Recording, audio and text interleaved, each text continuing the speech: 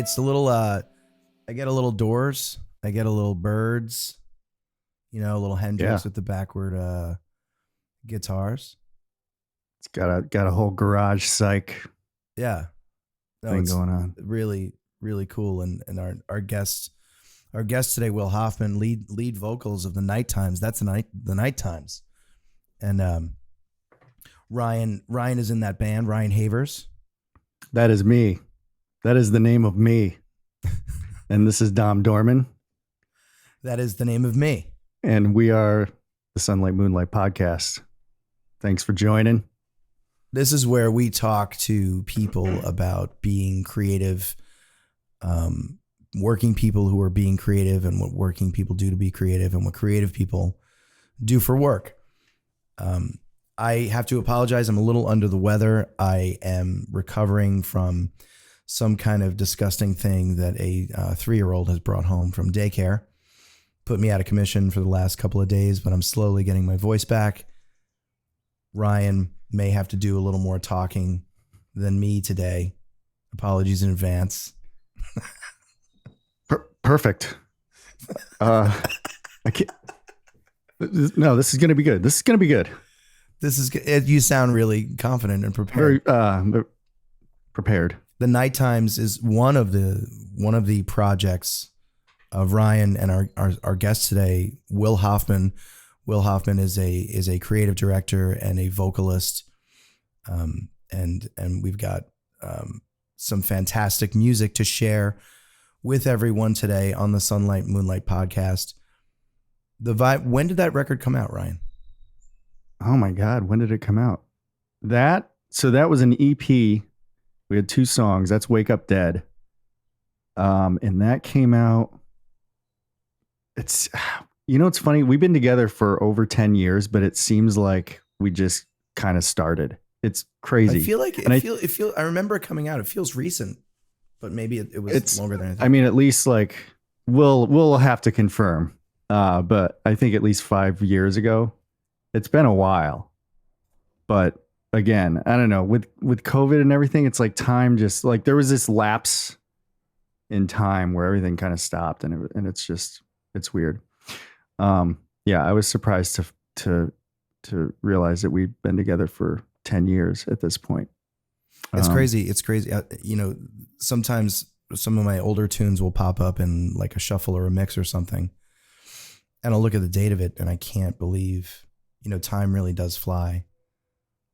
I had a trio back in the day called Dom, Dorman, and the Icemen. And that record came out, I believe it was like the cusp of 99 into 2000. And to think that that's over 24 years ago.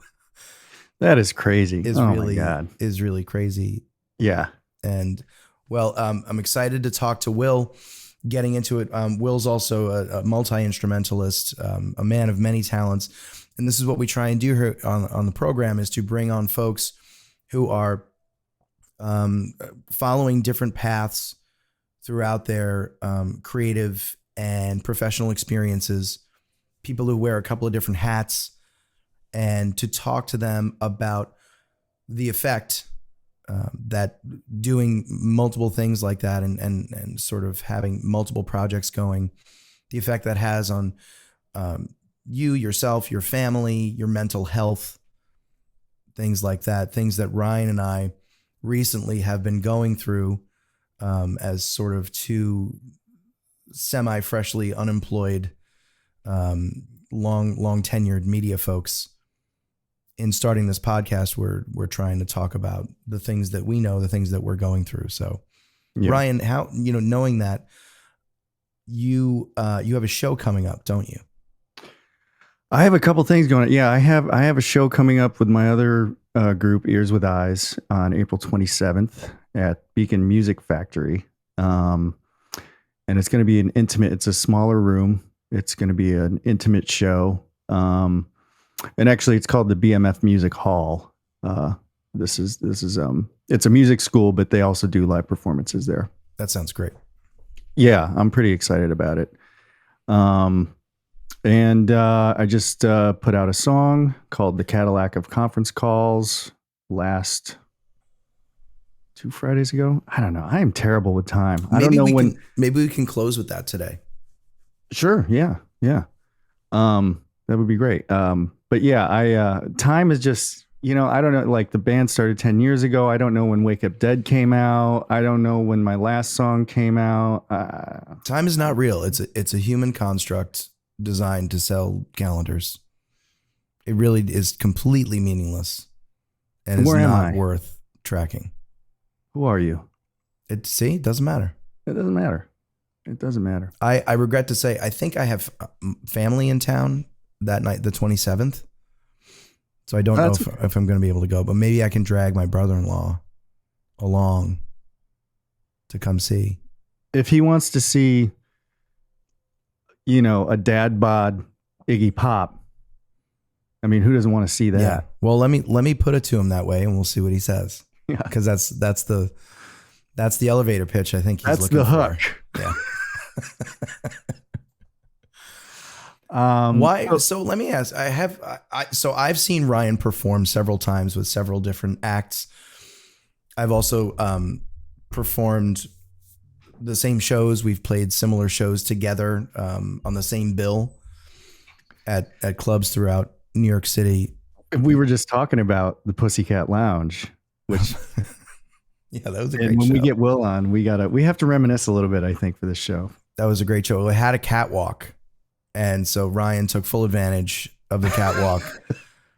Also played the entire show shirtless, which it's a bold move. You are quite hirsute. Yeah. Yeah. And it's a lot. It's a lot to sort of handle. It's a very Nigel Tufnell. You were basically channeling Nigel Tufnell the entire night. The entire time. I think we played the show in matching. My band was Dr. Ghost at the time. We played the show in matching white sweatsuit uniforms from Japan. I remember that. And they were very warm, but they looked, I don't know what happened. I think I was at like Target or something. I saw them and I said, I don't know. Because we went through a period where we wore matching clothes. Yeah. Because we were a trio. So it was sort of like, it was cheap to be able to do so. So we would pick, like a flannel shirt, but the same flannel shirt, and we'd wear that, But that was a special gig and a special night. You know who else played that night was Akiva. Do you remember that? Yes. Remember him? Yeah. Dave he Klein, actually good friend of mine. Friended me recently. Well, possibly because of this podcast. Well, no, but you were looking for a gig. Remember where he was working? Yes. That was part of the inn that we had. That's right. At that place. Right. But I mean, when we started promoting the show, that's when he popped up. So I assumed it was because we were promoting this show. And he knows that you're on it. This is a fantastic show. This is the Sunlight Moonlight podcast. I'm here with Ryan Havers. I am Dom Dorman. I think, Ryan, what do you want to do? Do you want to bring Will in? Yeah, well, we usually catch up about, so, I mean, enough about me. What do you have? What's going on this week? You got sick. I got sick. And I didn't feel sick. Normally my sicknesses start with like a sore throat and end with a cough. And this one just kind of went right into like, I lost my voice. Yeah.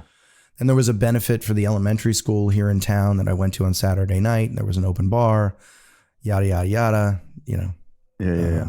That was a little disruptive. Though my son we had our son's birthday party this past weekend.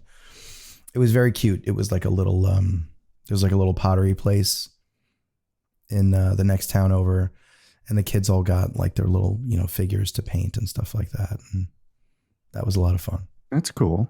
It was a lot of fun for the kids. It was very warm in the place. And I was just remember sort of like yelling and sweating the whole time. So, I mean, it's another day. There is yelling and sweating. Oh, and then this morning I spent the morning waiting around for Con Edison, only to have my neighbor to remind me at noon that the 9 to noon appointment that I had on the calendar for today is actually occurring next week. So that was fun. Nice. It's like waiting for the cable guy and you kind of just didn't get it right.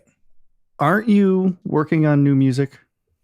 You recently told me. I am. So there's a new in a neighboring town here. There's a new person trying to drum up a new open mic, and I think it's a bi-weekly basis. And so, assuming that I can sing next week, I'm going to try to go down to the open mic and play 2 or 3 songs.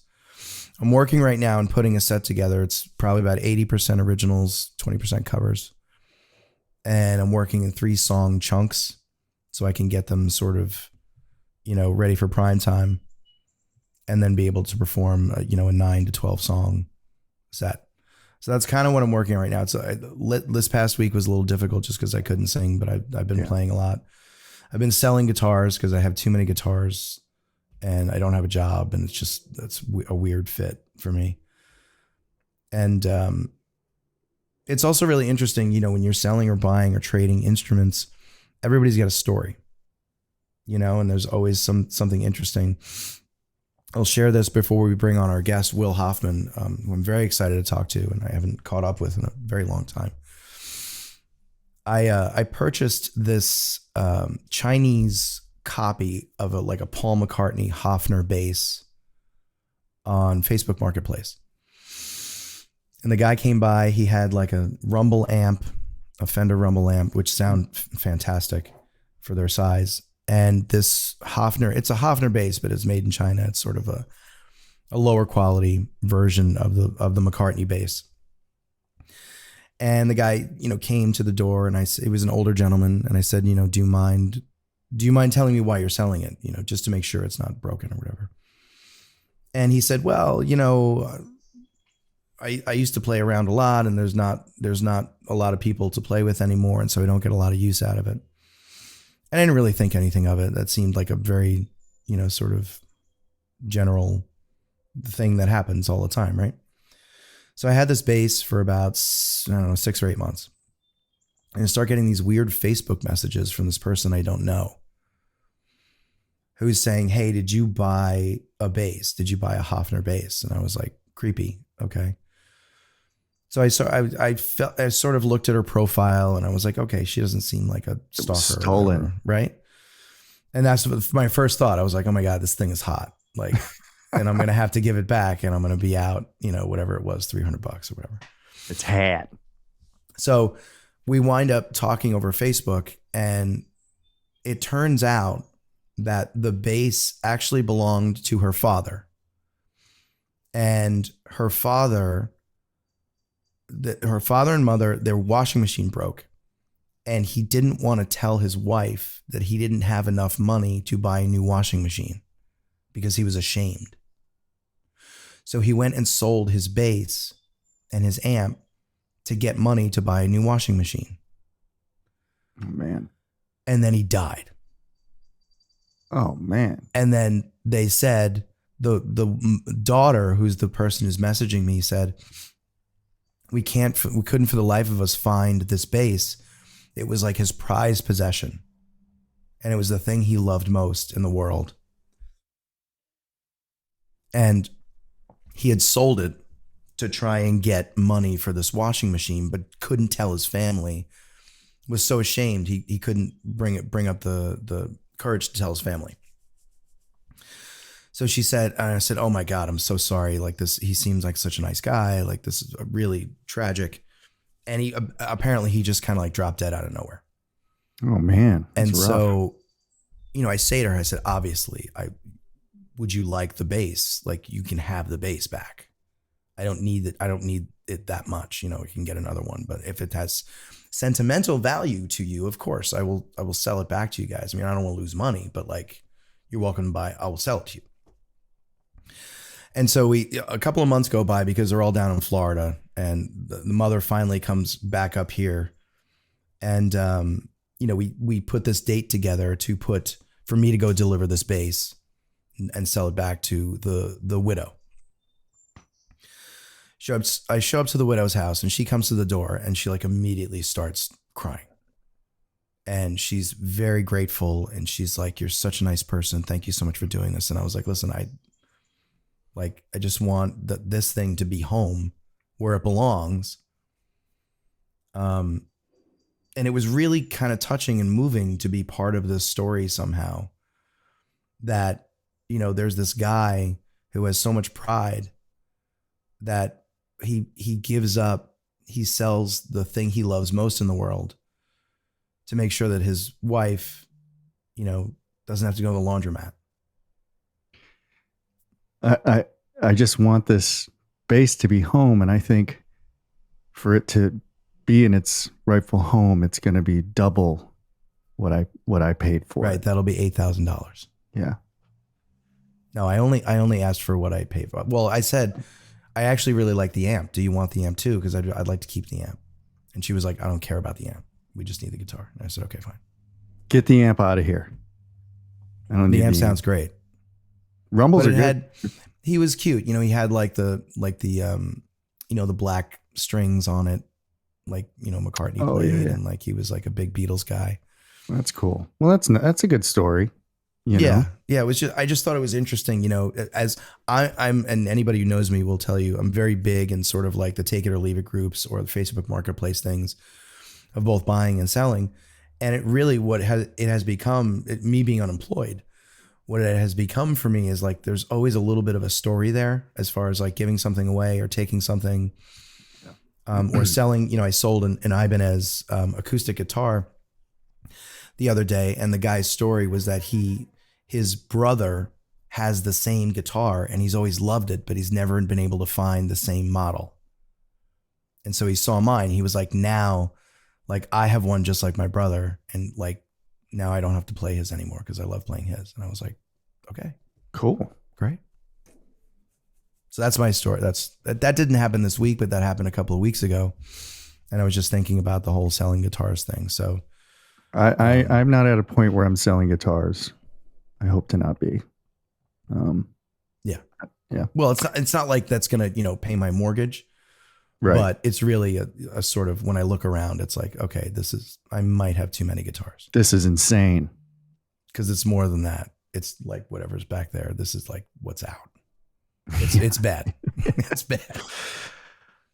All right. Why don't we play a song and bring our guest Will Hoffman on? Wait, so you want to play a song and then bring Will on? Yeah, out of the song we'll have Will on. Okay. What song do you want me to play? Why don't we play Pretty Little Suicide? All right, stand by. Pretty Little Suicide. So this is going to be the night times, which includes this is Country Club. I got it. Country Club and the Porn Horns. Was it just Country Club at this point? At this point, it was just Country Club. Yeah. What happened to the Porn Horns? You know what? Let's bring Will on. Let's bring Will on. All right. I'm going to play the music. As I play the music, I'm going to bring Will on. We'll listen to a tune, and then we'll get into it with Will Hoffman. Hang on here. This thing has auto played, so I got to bring it back, Jack, and do it again. We're talking about Country Club. There it is.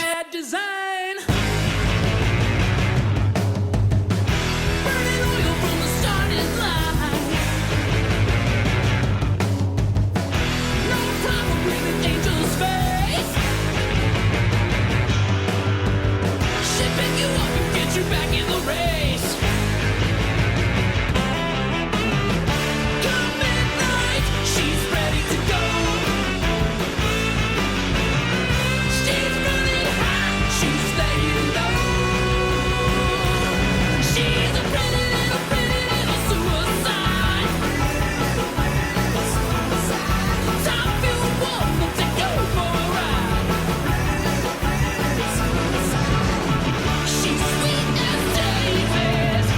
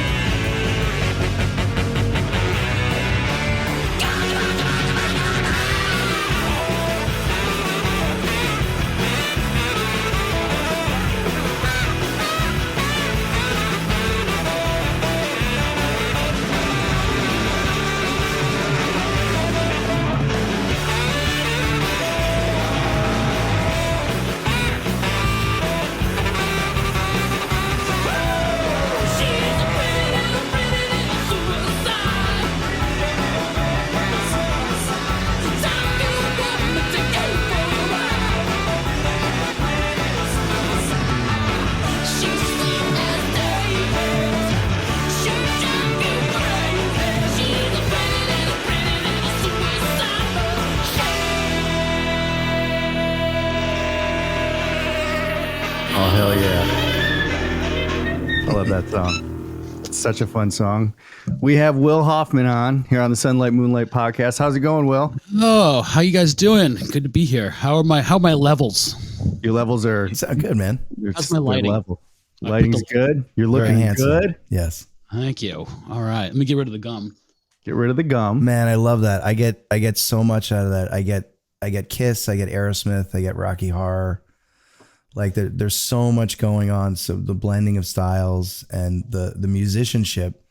Seeing you guys live was probably, I mean, you guys put on such a great show and there was so much going on all the time. Those were the days. Oh, yeah, that was fun stuff. Yeah. There was it was a ruckus. It was a ruckus.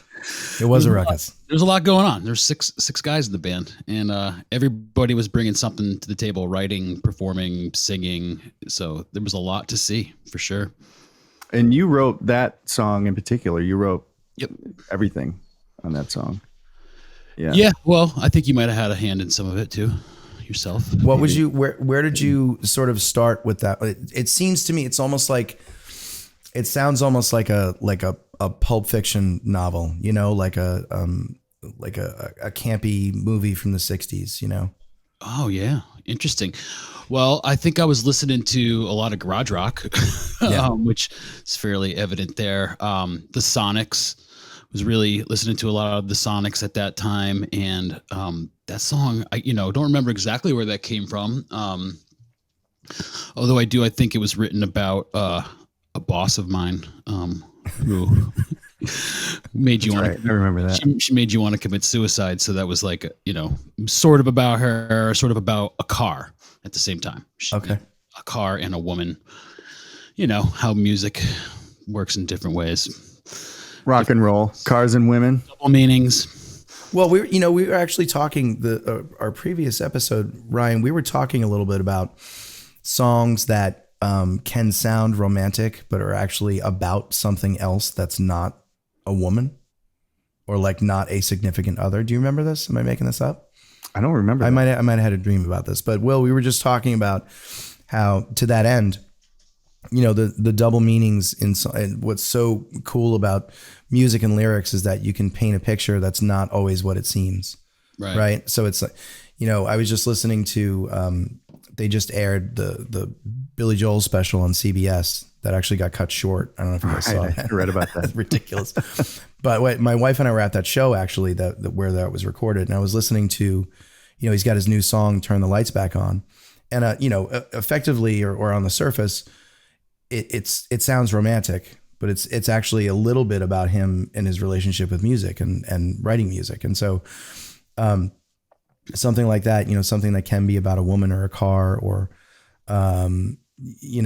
I actually wrote a song about a friend of mine who's a male, who we were not, and we were just friends, not in any sort of relationship.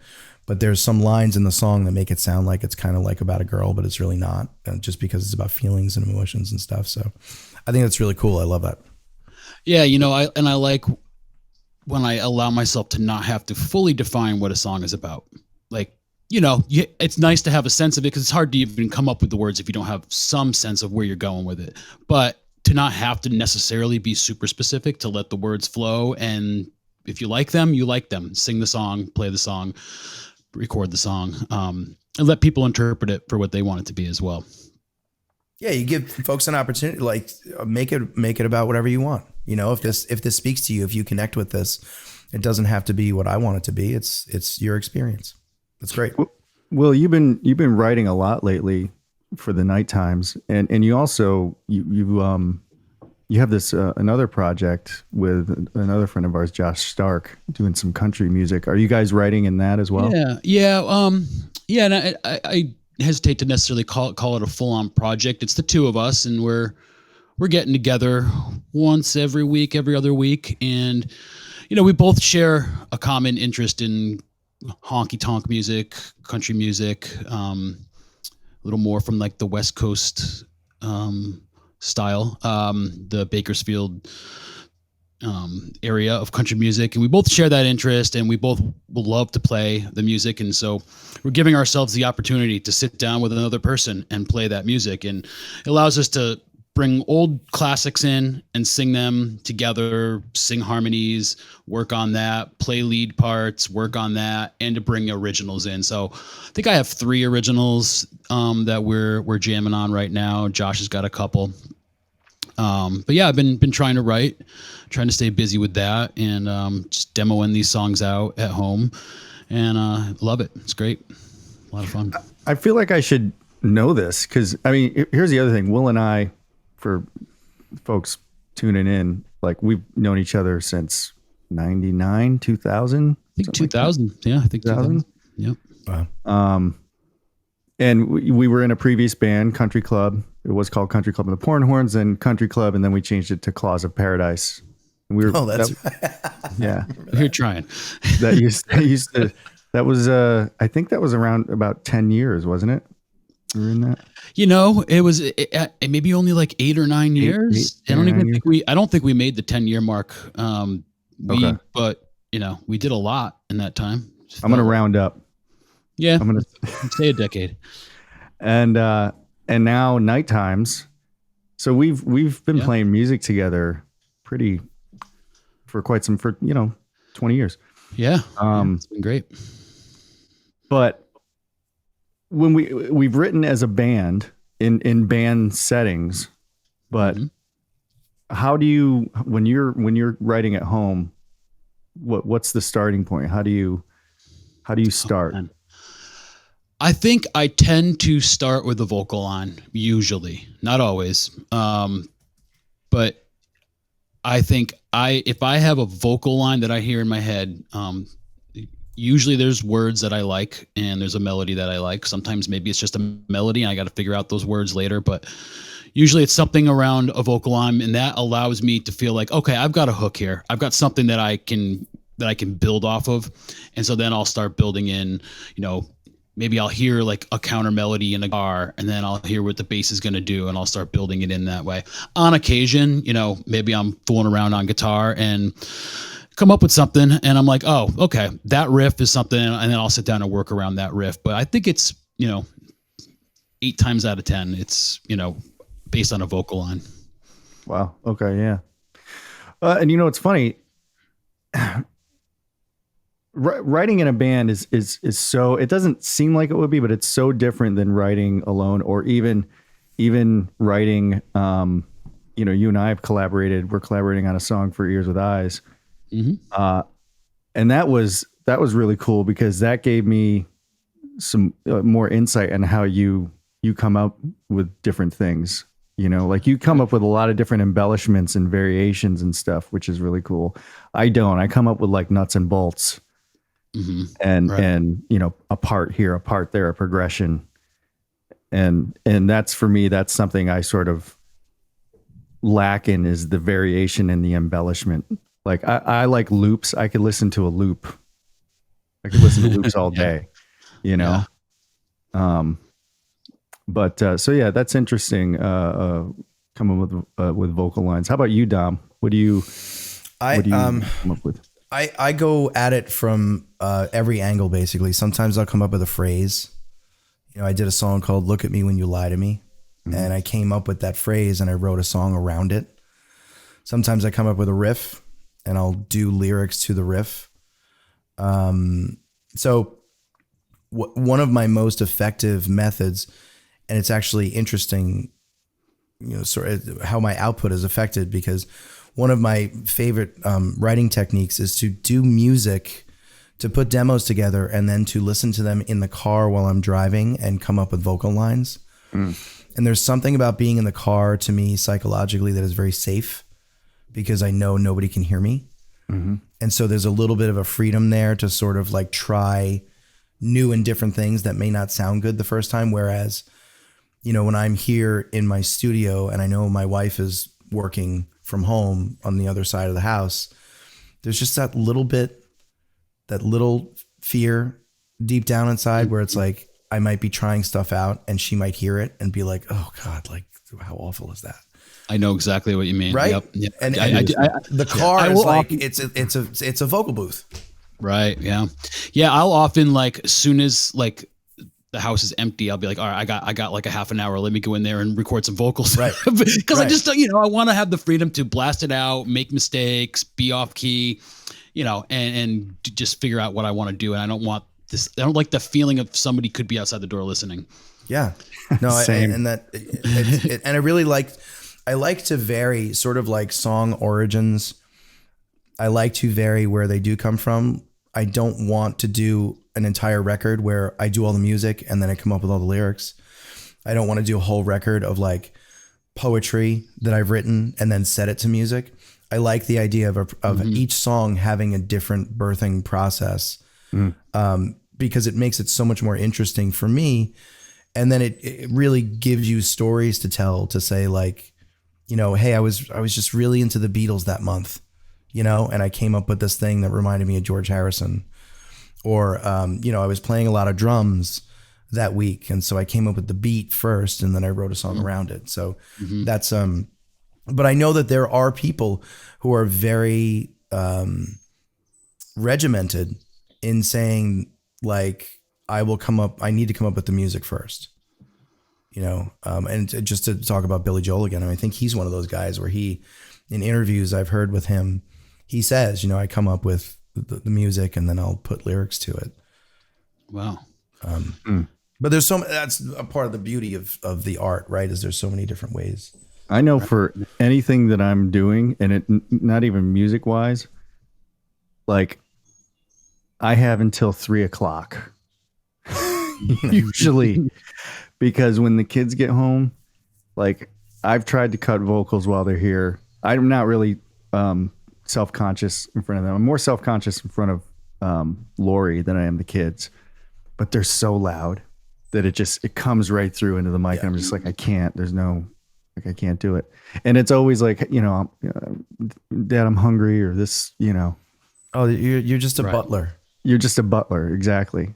And it's like and this happens all the time. It's just like, Dad, I'm thirsty. Can you get me some water? You know how to get water. I can't. You know where the glasses are. You're 11, you're 13. You know how to do this. Like, no, I'm not going to. I put my foot down. I'm just like, no, I'm not doing it. Go get it. Get up off the couch and get it. Yeah. This morning it was, Dad, can you put some Cheerios in a Ziploc bag for me? I was like, I could, but so could you. Yeah. Yeah. It's maddening. Well, let's talk a little bit about what pays the bills for you, and how does it sort of paying the bills? When you're paying the bills, you're doing the things to pay the bills. How do you manage, you know, the day job and the extracurricular activities? You guys are very active. Like I'm not nearly as active as I used to be, or as you guys are when it comes to performing live and things like that. But how do you manage that? Yeah. Well, I mean, paying the bills is, you know, first priority, right? And I think you said earlier, I'm a creative director, so I'm by trade a graphic designer, and you know, spent my career growing through that trade to where I'm a creative director now. And that's got to be top priority. Got to make sure that the bills get paid. But you know, so you're I guess you're asking like, how do we find the time to build in the creative around that? I mean, what's the rub, or what's the challenge for you? Yeah. Or, you know, you actually have a job that earns you money that is creative by nature. Mm-hmm. Does it, because it is creative by nature, because you're earning money at it, does it feel more like work than your other stuff? Or do you still consider it creative? Yeah, it does. It does feel like work. And especially when you become a creative director and you're doing less hands-on, you've got a group of designers, art directors who are working for you and reporting to you, and you're reviewing work. You're less hands-on, you're less creating. The best part of that job for me is getting a group of people together. You might get an art director, a writer, an animator into a group conversation, and you're brainstorming on how you're going to approach something. to me, that's really fun because that is truly creative, and you're doing it with people that you respect, talented people who you've brought together. So that's probably my favorite part of being a creative director is working with folks in that way. But ultimately, to answer your question, yeah, I mean, it does feel like work. It is work. And then, becoming a creative director also brings in all the administrative duties along with it. So, you're responsible for making sure your team has got great creative output, but you're also dealing with budgets and, firing, hiring, layoffs, whatever it may be, compensation. You're dealing with maybe executive conversations, business conversations. So I mean, there's more to it. Work. That's work. That's like squarely in the camp of work. Yeah. I mean, I'm currently I am freelancing, which has been nice because I'm no longer a creative director. So now for at least for the time being, I'm an art director freelancing. So I'm back to hands-on, which is a lot more fun. I'm enjoying that right now. And it's giving me the freedom to do this podcast with you guys and write songs. So getting back to, I think since I left my job as a creative director a few months back. Since then, my writing has increased. I've had more time to sit down and make things happen musically. Before it was always, it had to be after hours, after the kids are in bed. All right, let me sit down. It's like 9:00 at night and I'm tired and I want to write some music. And sometimes it starts happening and sometimes it's just not happening because your brain is just too exhausted from the day. So this little time that I've got right now where I'm bouncing around and freelancing is nice because it gives me that midday opportunity to get creative. Sorry, Ryan, I just a quick, and this is a recurring theme. It makes me so sad and angry that when all is said and done in a work day and in a day with family or friends or commitments, the time that you get to yourself to be creative when it's all over is such shit time because you're pissed, tired, like done with it. You either want to just go to sleep or drained, like have like 4 beers or smash your head against the wall or however anybody blows off steam. And it's like, I find that it's so unfair. It's like you're giving the best hours of your day away to everyone else except yourself. And it just pisses me off. That's actually what I wanted to say. Just to piggyback on there is that Will is, out of any one of my friends, Will has got such a huge tank. Like, dude, you are like you always have ideas. You're always working on something and you're always ready to rehearse and play shows. Like you're always like, I know. Will is like the Paul McCartney of both bands that we've been in together, where it's like, I'll be like, I don't want to do it tonight. And he's like, dude, come on. We're going to rehearse, right? We're going to do it, right, guys? Oh, like man. Texting the guys. And you know what? A band I needs that. I need a guy like that in my life. That. But Will has deep reserves, man. And I give you credit for that. Yeah, I guess so. And I find myself tired but it's like, there only is so much time in your life to do these things. And so I think that's where, some of that encouragement comes from. Like, come on, Rye, we got to do it because let's not let another day go by where we don't do this. Let's make it happen. And it's been hard. Like with the night times, like all of our rehearsals going back, like Ryan said, we've been together 10 years now. When we started, all of our kids were really small and there's 5 of us in the band. 4 of us have kids. And so when we started, I mean, the kids were really little. I think I had twins that were born within the first year or 2 of the band. So we had to take a little bit of a hiatus at that point, but, started working it back in. But it's always been late night rehearsals. The name The Night Times always felt really appropriate because we are always late night rehearsals. Yeah. As our kids have started to grow up a little bit, I think we've been able to get some earlier rehearsal. Instead of starting at 10 or 10:30, we're starting around 9. So it's getting a little better here and there. But it's always a nighttime thing, and it's like either you're going to do it or you're not. I'd rather do Yeah. it. I like how it was so very natural for Will to be like, come on, Ryan, we got to do it, because he's had to text that so many times and just say that to me. That's a real thing, by the way. No, and look, consider yourself fortunate. Come on, Ryan. Sometimes he's fallen asleep though in one of the kids' beds, There have been and times, yeah. and we don't get him. So I've learned though, just text Lori and say, Lori, go wake up Ryan. We're waiting on him. Oh, see, that is the way to make sure that to keep Ryan honest. Yeah. Oh man. But you need, listen, I wish I had that guy. I mean, Will, can you just like text me every 3 days and be like, Dom, finish your songs? What are you doing? Dom, what are you doing right now? Dude, that's a niche thing. You could like, that's a new business. The reminder, idea. right? The reminder. The profession. You're a professional reminder. Yeah. That's gonna be my new career. There Yeah. you go. All right. You're like, dude, get your car washed. Like enough already. Like, go get your oil changed. Something else I want to touch upon is, as long as I've known you, Will,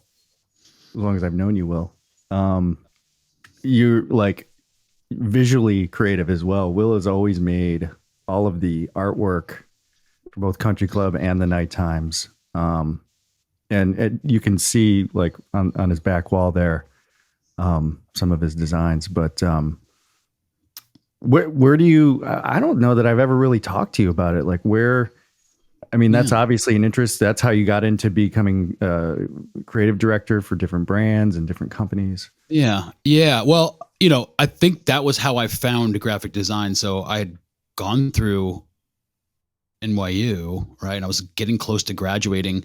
But I was starting to make just flyers for the band I was in. Was before Country Club and the Porn Runs. It was another band, but I would start to make flyers and doing it the old fashioned way, pasting things together, going to Kinko's.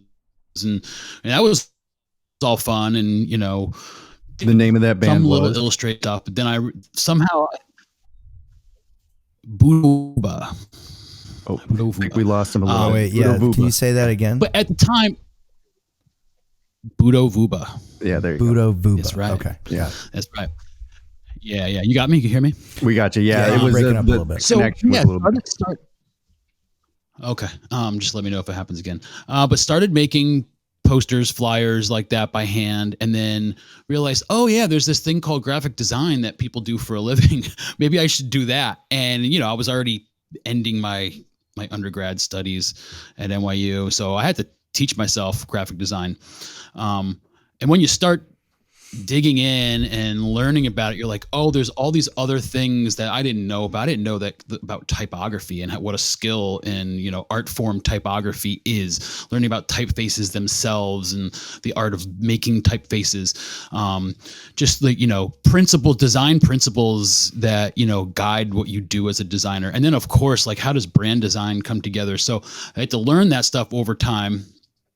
And so I think at that point when I realized that that's kind of what I want to do for a career, for money, I started to separate the rock poster stuff from the graphic design stuff. Like when I do posters for the Night Times, yes, it's graphic design, but there's also illustration involved. It's a little more art. It's a little more of making art than it is of like brand design. So I guess what I'm saying is it helps me. And maybe Dom, maybe this goes back to what you were asking about, like separating work and fun. Is I think having that outlet for creating posters and album art. I did our latest album artwork, which we could talk about in a minute.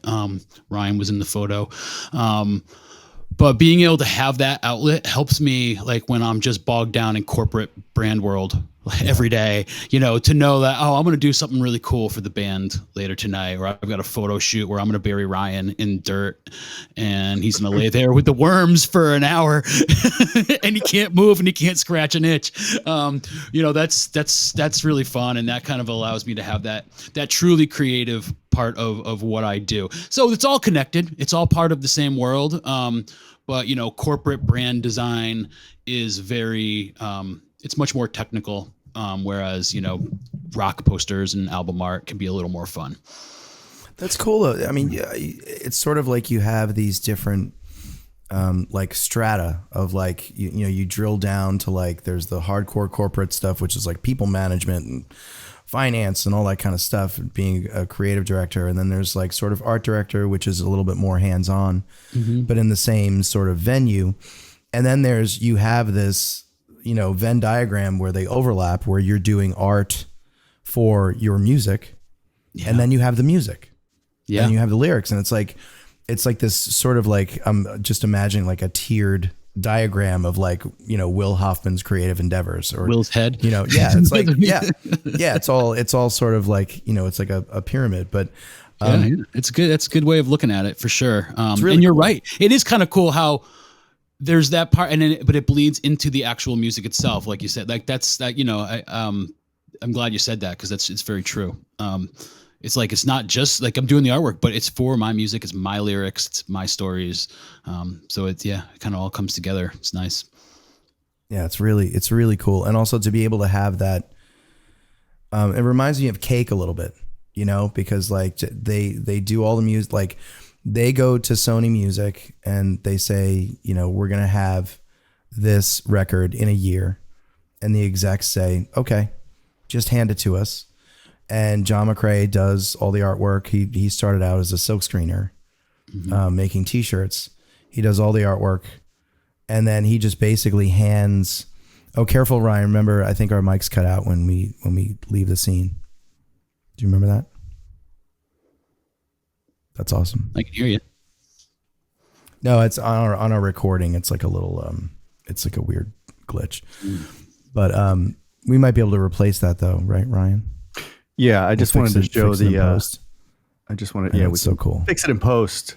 Yeah. Fix it in post. But I no, probably to be have a able- picture of Ryan laying. I probably have a raw picture of Ryan in the dirt. We could get to you too.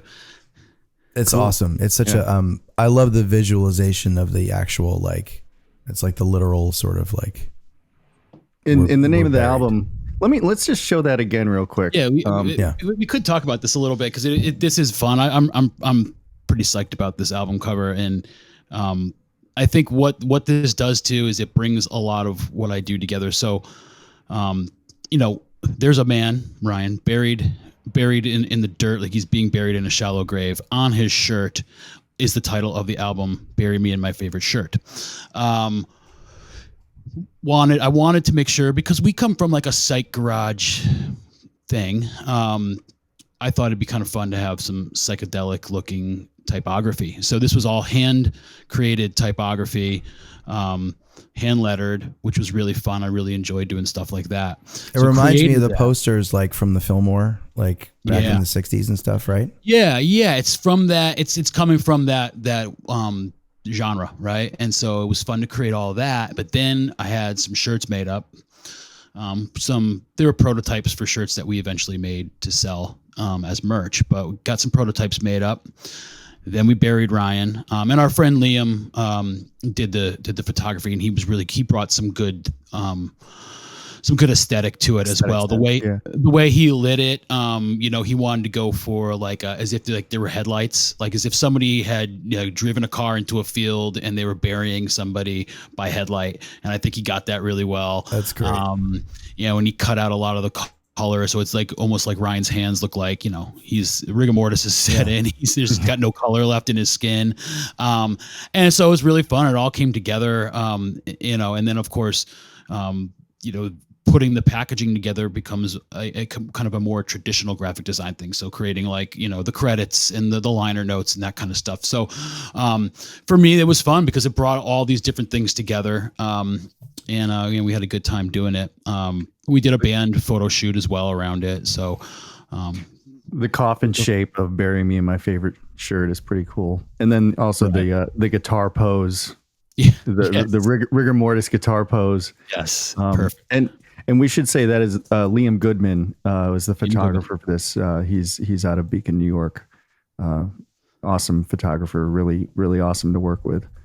Yeah, and a great guy. And then we were able to make the shirts, which was fun. And then we got to sell the shirts. So you can buy yourself a shirt that says "Bury Me in My Favorite Shirt," and so it all kind of comes together. It's a fun little concept. So it was a good time doing all that.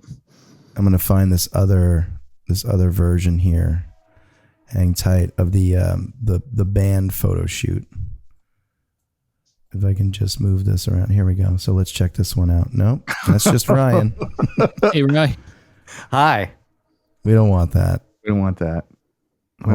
Hold on. Oh, here we go. Okay. So we're going to do this, and then we're going to move this around. Bear with me, folks. There we go. So this is the other band photo, which I love this one. This is like my favorite. That's when I had pink hair. Yeah. Look at the pink hair. And we had the shovel. Yeah. So the shovel was fun because when we did our record release show, we brought the shovel up on stage. So, we got to at least bring a little bit of, theme to it, which was nice without it going overboard. And the lighting is perfect. It absolutely looks like someone has driven a car into a graveyard. Yeah. I think we got lucky too. It was just the way the sun was. It was good that day. It's really cool. It was a daytime shot. Looks like a nighttime shot. It's really cool.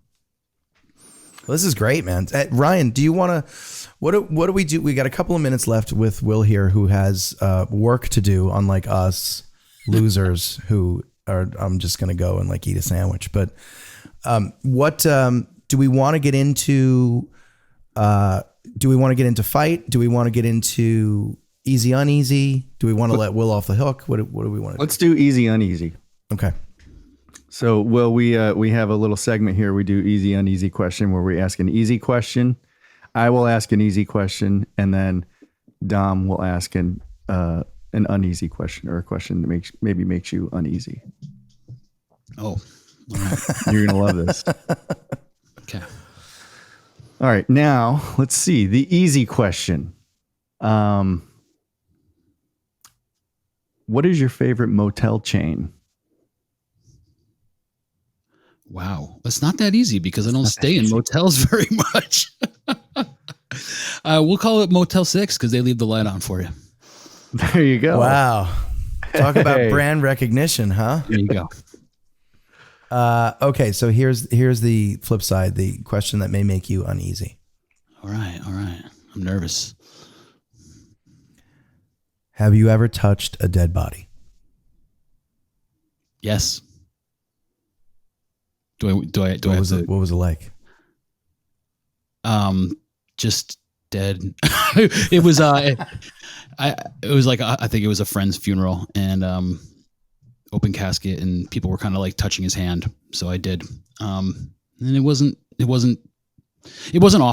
It wasn't awful, but it wasn't pleasant either. Did that and just to take the comedy out of it, but what did that provide you with? It definitely felt like a closure moment. Like you're able to, it's a final send off. I don't regret it. It was like, I saw other people doing it. I was like, oh, that's nice. That's kind of nice. Okay. For it. Yeah. I come from a predominantly Italian family, and it's sort of like a thing where like the older folks in the Italian family will like accost the corpse and like hug it and lay on it. And like, it just gets a little like, okay, all right. Can you get out of the casket now? It gets a little emotional and a little overboard, but that sounds much more reasonable to just sort of make contact with the earthly representation of someone you cared about. Right. Yeah. And I think I was there when my father passed. So obviously I touched him at that moment. So yeah, I guess a couple. I know. Thanks for bringing up the question. I hadn't thought about it, Dom. That's a good question. Well, look, when you agree to participate in easy, uneasy, it's a little bit of a grab bag. You don't really know what you're going to get. Yeah, it's good stuff. Will, do you have anything that you want to promote or talk about?